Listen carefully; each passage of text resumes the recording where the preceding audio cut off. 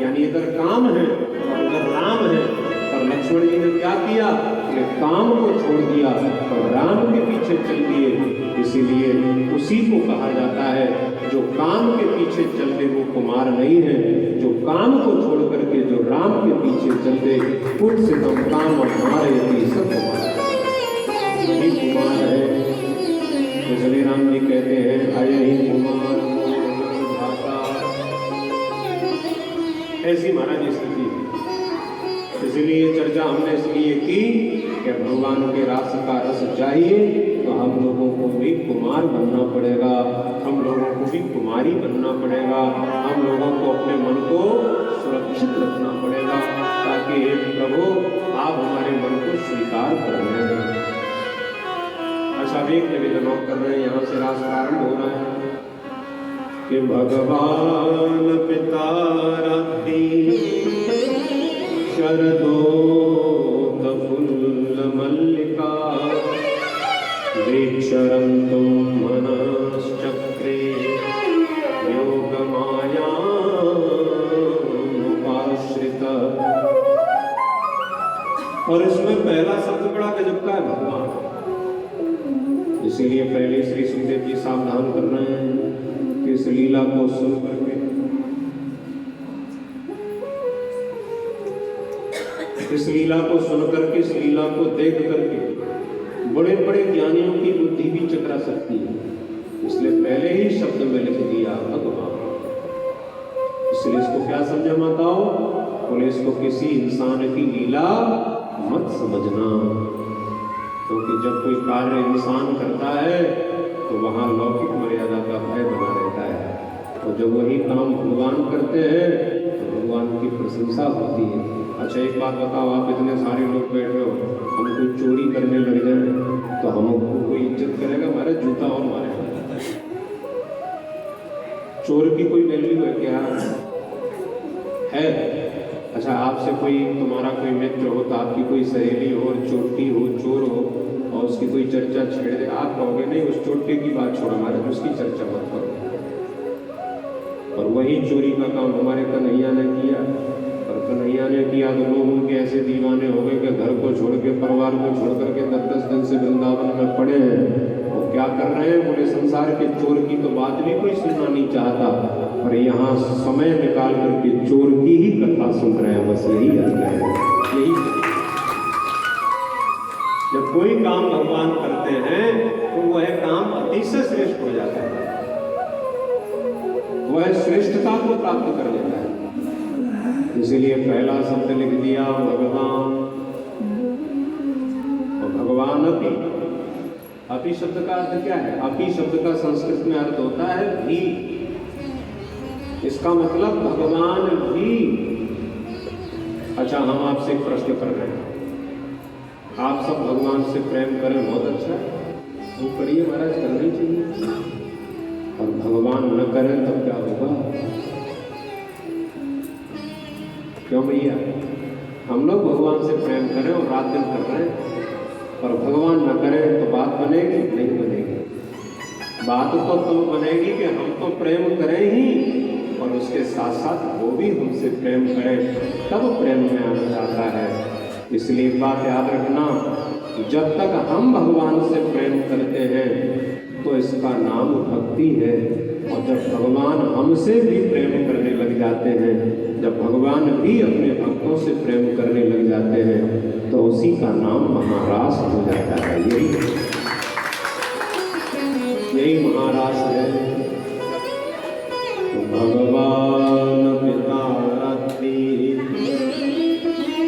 शरदोत full मल्लिका, ऐसे भगवान बड़ी सुंदर महाराज भगवान भी। ये प्रथम श्लोक। तो इस तरह से भगवान ने मन में विचार किया कि मैंने गोपियों को आश्वासन दे दिया है, मैंने गोपियों से कह चुका हूं कि मैं तुमको वह दिव्य रास का रस तुमको प्रदान करूंगा।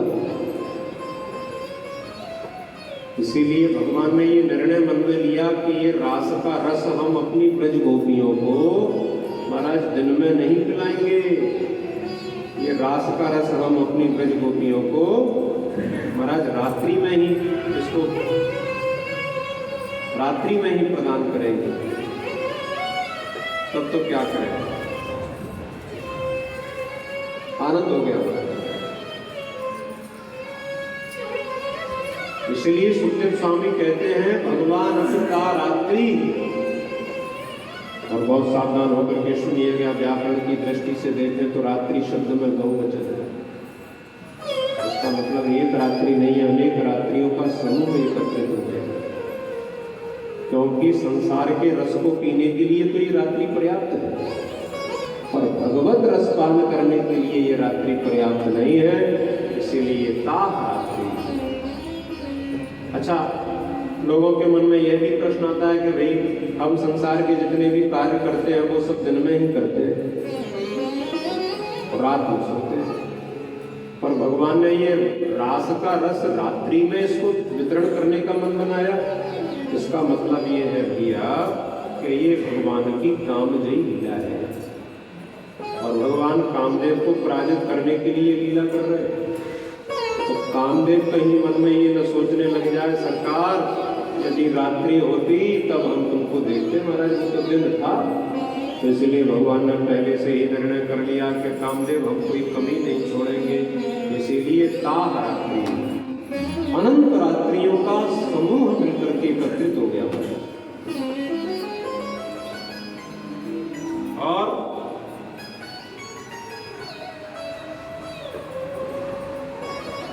अच्छा, एक बात का और विचार करें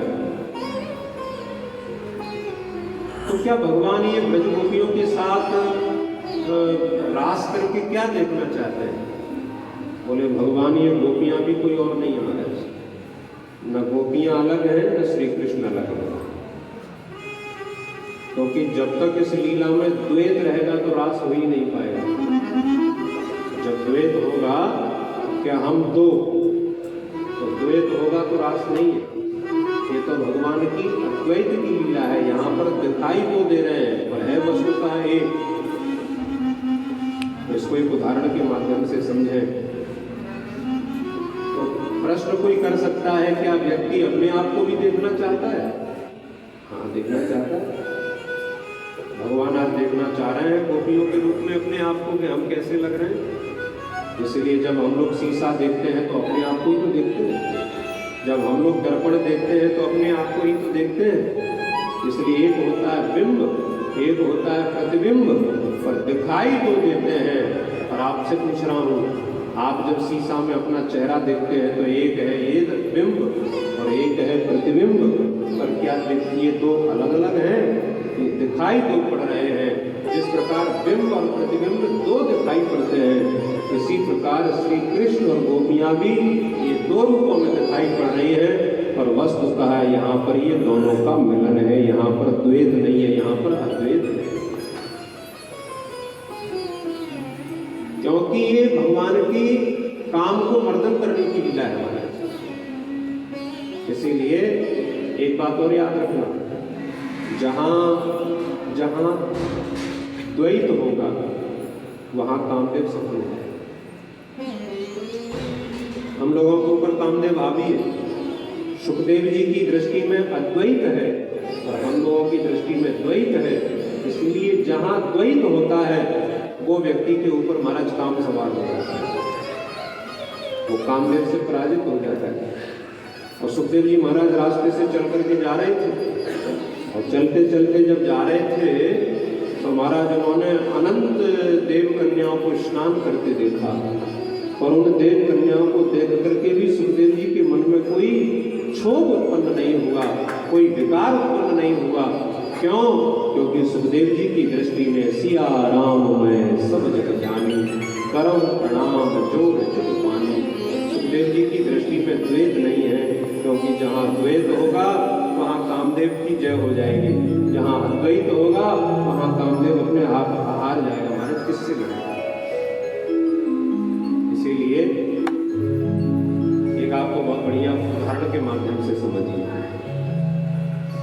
देखो, कई लोगों के मन में इस प्रसंगों को सुनकर के बात आती है कि महाराज ये कैसी लीला है। कई लोगों को हमने प्रश्न करते देखा। ये तो महापुरुषों के कुछ लोगों का तो कहना ये था कि भागवत में से रास के प्रसंग को ही हटा दिया।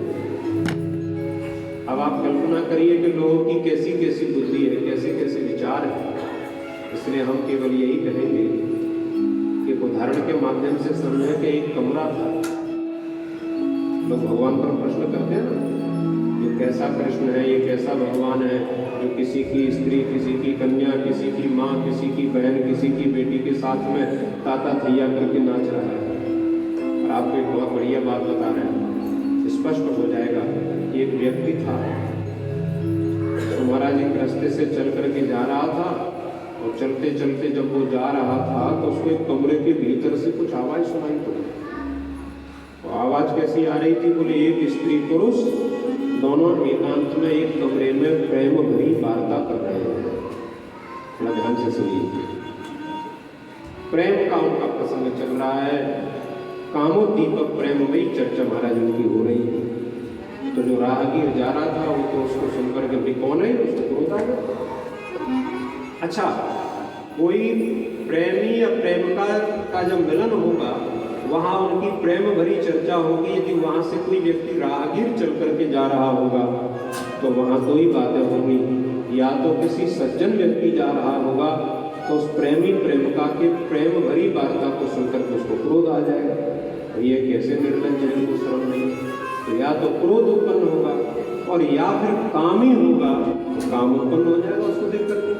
दो ही दशा होगी, या तो महाराज क्रोध उत्पन्न होगा और या फिर काम उत्पन्न होगा। तो रास्ते से चल करके जा रहे थे, उन्होंने कहा भाई कौन है, कौन है, खोलो गेट। तो भीतर से आवाज आई, बोले गेट तो खुला है। अच्छा, कुंडी भी नहीं लगी थी बोले। तो गेट खोला तो वो तो यही सोच रहे थे चलने वाला व्यक्ति के इसमें स्त्री और पुरुष दो लोग हैं। जब गेट खोला तो उसमें एक ही व्यक्ति था। एक ही था तो तुरंत राहगीर बोला, भैया जो अभी एक स्त्री की भी आवाज आ रही थी उसको कहाँ छुपा दिया है? वो छुपाया नहीं है, आपको ये लग रहा है तो आप ढूंढ लीजिए। कमरे में और भी अलग से दरवाजा भी नहीं था।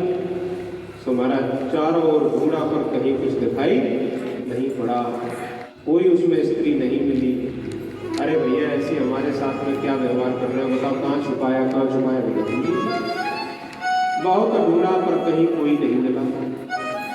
तो राहगीर ने पूछा इसका रहस्य क्या है? तो जो कमरे के भीतर था वो बोला, साहब इसका रहस्य ये है कि मैं एक कलाकार व्यक्ति हूँ। कलाकार ऐसा था कि वो पुरुष की भी भाषा बोलता था और स्त्री की भी भाषा बोलता था। तो स्त्री की आवाज भी मैं ही बोल रहा था और पुरुष की आवाज भी मैं ही बोल रहा था। ये दोनों को मिक्स करके मैं ही बोल रहा था। इसलिए तुमको भ्रम हो गया कि इस कमरे में एकांत में एक स्त्री पुरुष दोनों चर्चा कर रहे हैं, पर ये दो नहीं है, ये मैं ही हूँ। तो जो सज्जन व्यक्ति था उसका क्रोध भी चला गया और जो दुर्जन व्यक्ति था उसका काम भी चला गया। तो अब आप जरा कल्पना कर लीजिए कि जब एक ही व्यक्ति वही स्त्री की भाषा बोलने लगता है, वही पुरुष की भाषा बोलने लगता है, तो वहां पर महाराज वासना शांत हो जाती है। जब मेरे कृष्ण ही कृष्ण बने होंगे और जब कृष्ण ही गोपी बन गए होंगे तो भगवान ने असंख्य गोपियों के साथ रास किया होगा। तो इसमें लोगों के भीतर कामना वासना भला कैसे उत्पन्न होगी?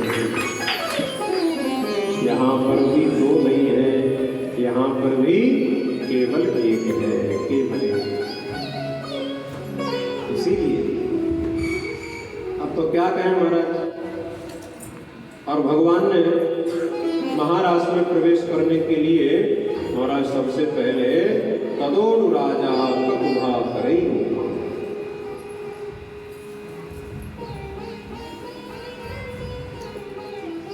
भगवान ने शरद पूर्णिमा की रात्रि और महाराज पूर्ण कलाओं के साथ में चंद्रमा उदय हो गए। चंद्रमा कैसी शोभा पा रहा है तो चंद्रमा के बारे में लिखते हैं कि दृष्ट्वा कुमुदवंत मखंड मंडलम रमान नाभम नवकुंकुमारुणम। आहा हा, लक्ष्मी के समान उनका आनंद हो गया। आप देखिएगा ना महाराज, इनकी तुलना लक्ष्मी जी से की जा रही है। ऐसा क्यों किया जा रहा है? बोले ऐसा इसलिए कहा जा रहा है क्योंकि लक्ष्मी का और चंद्रमा का बड़ा गहरा रिश्ता है। उसी समुद्र से तो लक्ष्मी प्रकट हुई और उसी समुद्र से चंद्रमा प्रकट हुए। इसलिए आज भी हम लोग प्राय करके कहते हैं चंदा मामा, चंदा मामा, चंदा मामा। सारे जगत के लोग चंदा को मामा कहते हैं। किसी ने पूछा भैया ये कब से मामा बन गया? बोले लक्ष्मी हमारी माता है ना। लक्ष्मी कौन है? माता। जब दिवाली होती है तो आरती गाते हैं जय लक्ष्मी माता। बोलो हमारे सारे जगत की माता है कि नहीं लक्ष्मी? तो सारे जगत की माता लक्ष्मी हो गई और ये माता जी के भैया हैं। कौन? चंद्रदेव। तो माता जी के भैया को क्या कहा जाता है? मामा। इसलिए इस दृष्टि से चंद्रमा हम सबका मामा हो गया। इसलिए आज चंद्रमा भी पूर्ण कलाओं के साथ उदित हो गया। आकाश में भरा जिसने, हा हा हा, बड़ी सुंदर शोभा हो रही है। ऐसी लक्ष्मी की आभा चंद्रमा को मिली, इसीलिए ऐसे चंद्रमा ने पूरे वन को प्रकाशित कर दिया, पूरे वन को सुंदर बना दिया। और उसके बाद उसके बाद दीक्षरंतुम मनः चक्रे। बस ये बात को पकड़ लीजिए महाराज। दीक्षरंतुम, गोपियों से मिलने के लिए प्रभु ने, देखिए भगवान के पास, आपके पास यदि मन नहीं है, इसलिए भगवान का नाम है पूर्ण काम, इसलिए भगवान का नाम है आप्त काम, इसीलिए भगवान का नाम है आत्माराम। और ये किनकी गति है? बोले ये उनका नाम है जिनके पास में जिनका मन नहीं है। क्योंकि आप्त काम, पूर्ण काम, आत्माराम, जिसके पास मन होगा उसके पास कोई इच्छा होगी, और जिसके पास इच्छा होगी वो फिर आत्माराम पूर्ण काम भला कैसे होगा? इसलिए हम लोग आत्माराम नहीं है, हम लोग पूर्ण काम नहीं है, हमारी तो भी कामना है, हमारी तो भी इच्छा है। लेकिन भगवान ने क्या किया? पूरे ऐसे सुंदर वन को देख करके भगवान ने महाराज बहुत ही सुंदर दीक्षरंतुम मनः चक्रे, और भगवान ने मन बनाया। अच्छा मन बनाया, हमारे पास में मना बनाया है तो भगवान ने बनाया, इसलिए हमारे पास में मन बना है। इसलिए हमारे पास में भगवान को यदि देने लायक कोई वस्तु संसार में श्रेष्ठ यदि कोई वस्तु है तो वो है हमारा मन। क्योंकि जिस व्यक्ति के पास जो वस्तु नहीं है उस व्यक्ति को वह वस्तु दे देनी चाहिए। भगवान को बहुत सारे लोग बहुत सारी चीज चढ़ाते हैं, बहुत सारी वस्तु का दान करते हैं, बहुत सारी वस्तु प्रदान करते हैं। तो भगवान भी हंसते हैं कि मेरी तो चरणों में लक्ष्मी जी निवास करती है, अब मेरे को संसार के लोग भला क्या दे सकते हैं? क्या देंगे महाराज? तो फिर भगवान कहते हैं कि यदि एक वस्तु ऐसी है जो संसार के लोग मुझे दे सकते हैं, मुझे कोई धन दे दे, सोना चांदी दे दे, हीरा मोती दे दे, मैं उससे प्रसन्न नहीं होता। मैं तो उससे प्रसन्न होता हूँ जो मेरे पास है नहीं और वो संसार के व्यक्ति मुझे दे दे। इसलिए विष्णु सहस्त्र नाम में, गोपाल सहस्त्र नाम में मेरे नारायण का एक नाम है अमना, और अमना शब्द का अर्थ है इसके पास में मन नहीं है। इसीलिए भगवान के पास में क्या नहीं है? मन। और जब भगवान के पास में मन नहीं है, यदि हम अपना मन गोविंद के चरणों में दे देंगे, यही भगवान को दिया गया सर्वश्रेष्ठ दान होगा। इससे बड़ा कोई काम नहीं है हमारा, इससे बड़ा पृथ्वी पर कोई काम नहीं है। इसीलिए दीक्षरंतुम मनः चक्रे। आज मेरे प्रभु ने मन बनाया, काय के लिए मन बनाया? थोड़ी गोपियों से मिलने के लिए मन बनाया। हम भगवान से मिले ये हमारा सौभाग्य है, हम भगवान से मिलने की इच्छा करें ये हमारा सौभाग्य है। परंतु एक बहुत ऊंचे स्तर की बात है, भगवान हमसे मिलने के लिए मन बनाए ये हमारा सौभाग्य नहीं, ये हमारा परम सौभाग्य है। इससे बड़ा क्या सौभाग्य है? आज भगवान ने भी अपना मन निर्माण कर दिया। और उसके बाद सुखदेव जी कहते हैं कि भगवान पिता शरदो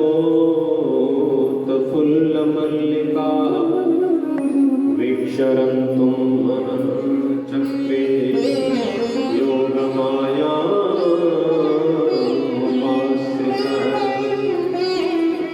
और योग माया का आश्रय ले लिया। अब आप कहोगे महाराज जी हम तो वेदस्तुति में कह ही चुके कि ये योग माया कौन है? कौन है योग माया? अरे भैया योग माया कोई और नहीं है, एक माया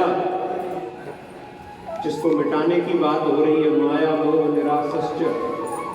ये माया हमको ब्रह्म से दूर करती है, इसलिए ये बहिरंग माया है, इसको तो मिटा देना चाहिए, भागवत कहती है।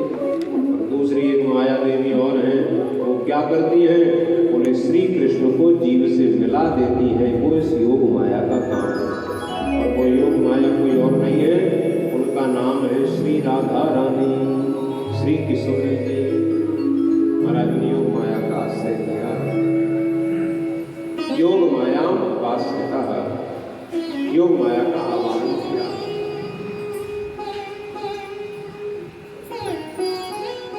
अच्छा, ये योग माया भगवान से मिलाती है हम लोगों को। तो योग माया कौन है? राधा रानी। अच्छा, राधा रानी के शब्द हो गए, यदि कोई दूसरा रूप देखना हो महारास में, योग माया के भी कई रूप हैं, माया देवी कई रूप धर लेती है। माया के कारण हमारी माताएं बहनें रूप धारण करती है कि नहीं? अलग अलग रूप धारण करती है, कभी काली का, कभी चांडाली का, ये सब अलग अलग रूप धरती है। कभी हमारी माताएं बहनें पूतना बन जाती है, कभी सुगंधा बन जाती है, कभी लक्ष्मी बन जाती है, और कभी क्रोध आवे तो भद्रकाली बन जाती है। तो अलग अलग रूप हो गए कि नहीं हो गए? अलग अलग रूप। तो जब माया अलग अलग रूपों को धारण कर सकती है, तो योग माया के भी कई रूप हैं। तो योग माया यहाँ किस रूप में आई? महाराष्ट्र में जब उनका प्रवेश हुआ तो योग माया का स्वरूप है बंसी। बंसी के रूप में प्रभु ने उसका ग्रहण किया, बंसी के रूप में आई। कि निशम्य गीतम तदनं गबर्दनं ब्रज स्त्रिया कृष्ण गृहीत मानसा। मेरे कन्हैया ने महाराज सुंदर अधरों पर बंसी को धर लिया और बंसी बजाई, यानी योग माया को अधरों पर धर लिया। इसका मतलब योग माया को ही धारण कर लिया। कौन है ये? बंसी है महाराज, ये बंसी है योग माया, ये भगवान को मिला देती है महाराज। ये बंसी भगवान से साक्षात्कार करा देती है। एक बार किसी ने बंसी से पूछा, अरे बंसी तुम ऐसा भगवान से मिलाती हो, तुम्हारी कोई इच्छा है? बंसी ने कहा, हमारी कोई इच्छा नहीं है, क्योंकि जिसकी मन में कोई इच्छा होगी उसको भगवान अपने होठों पर धारण देंगे। आप कल्पना करिए, बंसी को जो सौभाग्य मिला है वो आज तक सौभाग्य किसी को नहीं मिला। न ब्रह्मा को मिला, न विष्णु को मिला, न शंकर को मिला, न लक्ष्मी को मिला। किसको मिला?